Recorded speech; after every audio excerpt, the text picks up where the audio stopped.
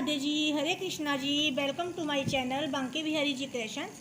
लड्डू गोपाल जी की कृपा से आशा करती हूँ कि आप सभी लोग खुश होंगे, स्वस्थ होंगे और हमेशा ही ऐसे ही कृपा आप पे बनी रहे। गाइस देखिए, जो कान्हा जी का बाल गोपाल लड्डू गोपाल जी रूप है, उनकी हर घर में पूजा होती है।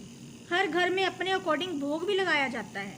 हर किसी को पता है कि ठाकुर जी को लहसुन प्याज का भोग नहीं लगता है, लेकिन लहसुन प्याज के साथ साथ और भी ऐसी चीज़ें हैं जिनका लड्डू गोपाल जी को भोग नहीं लगता है। हमारे पास कुछ ऐसे फ्रूट्स भी हैं, कुछ सब्जियां भी हैं, कुछ दालें भी हैं और मिठाई भी है जिनका भोग हम लड्डू गोपाल जी को नहीं लगा सकते हैं। तो आज मैं आपको यही बताना चाहती हूँ कि ठाकुर जी को हम किन किन चीज़ों का भोग लगा सकते हैं और किन किन चीज़ों का भोग नहीं लगा सकते हैं। तो देखिए, सबसे पहले हमारे पास दाल में आती है मैसूर की दाल। मसूर की दाल ऐसी है जिसका हम ठाकुर जी को भोग नहीं लगा सकते, जो कि शास्त्रों में भी परिचित है।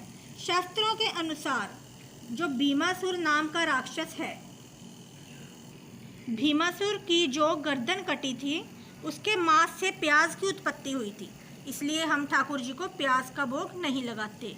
उसकी जो हड्डी थी, उससे लहसुन की उत्पत्ति हुई थी, इसलिए हम लहसुन का भोग नहीं लगाते हैं अपने बाल गोपाल जी को। और उसके रक्त से मसूर की दाल की उत्पत्ति हुई थी, इसलिए हम मसूर की दाल का भोग नहीं लगाते हैं। पूरे वृंदावन में किसी भी विग्रह को मसूर की दाल का भोग, लहसुन प्याज का भोग नहीं लगता है। इसके अलावा आप अरहर की दाल ले सकते हो, मूंग की दाल ले सकते हो और दालों का भोग लग जाता है, लेकिन मैसूर की दाल का भोग नहीं लगता है। और फ्रूट्स में हमारे पास आती है जामुन। जामुन का भोग कान्हा जी को नहीं लगता है, क्योंकि कहते हैं कि ये पेड़ से तोड़ा नहीं जाता, ज़मीन से उठाया जाता है, इसलिए यह भी अशुद्ध माना जाता है, इसलिए कान्हा जी को जामुन का भी भोग नहीं लगता है। सब्जियों में बैंगन का भोग नहीं लगा सकते। शास्त्रों के अनुसार बैंगन को शुद्ध नहीं माना जाता, इसलिए वृंदावन में कहीं भी कान्हा जी को बैंगन का भोग, चाहे बैंगन का भरता हो, चाहे आलू बैंगन की सब्जी हो, बैंगन का भोग भी नहीं लगता है। और हींग, जो हाथ रस की हींग है, वो ज़्यादा उपयोगी होती है। बांके बिहारी जी तथा राधा वल्लभ के मंदिर में भी हींग का भोग लगता है। जो इस्कॉन टेम्पल है, जहाँ पर हींग का भोग नहीं लगता है। हाथरस वाली जो हींग है वो बेटर है, क्योंकि हाथरस की जो कुछ सीमा है 84 कोण में आती है, इसलिए वृंदावन में हाथरस हींग का भोग लगता है। फिर सब्जियों में मूली का भोग हम ठाकुर जी को नहीं लगा सकते।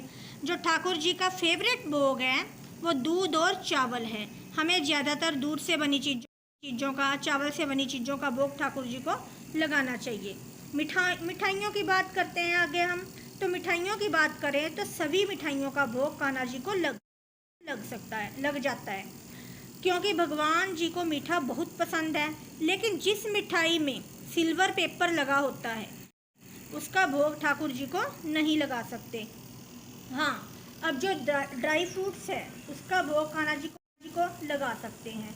सब्जियों में जो मशरूम है, उसका भोग भी अशुद्ध माना जाता है, क्योंकि मशरूम भी अशुद्ध माना गया है, इसलिए हम मशरूम का भोग भी कान्हा जी को नहीं लगा सकते। मशरूम की सब्जी हो गई, मशरूम के पकोड़े हो गए, मतलब कान्हा जी को इसका भोग नहीं लगता है। और हम बासी खाने का भोग भी कान्हा जी को नहीं लगा सकते। हम सोचते हैं कि रात का बचा हुआ खाना पड़ा है, मतलब सुच्चा पड़ा हुआ है, तो हम उस बासी खाने का भोग भी कान्हा जी को नहीं लगा सकते। दूसरा, ठाकुर जी को जो भी भोग पसंद हो वो तो मैंने आपको बता ही दिया है। हम जो भी भोग ठाकुर जी को लगाते हैं, उसमें तुलसी पत्र जरूर डालिए। हम तुलसी पत्र क्यों डालते हैं भोग में? हम भोग में तुलसी पत्र इसलिए डालते हैं क्योंकि जो भी हमारे भोजन की कोई अशुद्धता है, तुलसी पत्र डालने से भोजन शुद्ध हो जाता है, उसकी अशुद्धता दूर हो जाती है। अगर किसी के पास तुलसी नहीं है, किसी की तुलसी चलती नहीं है, सूख जाती है, तो आप क्या करिए?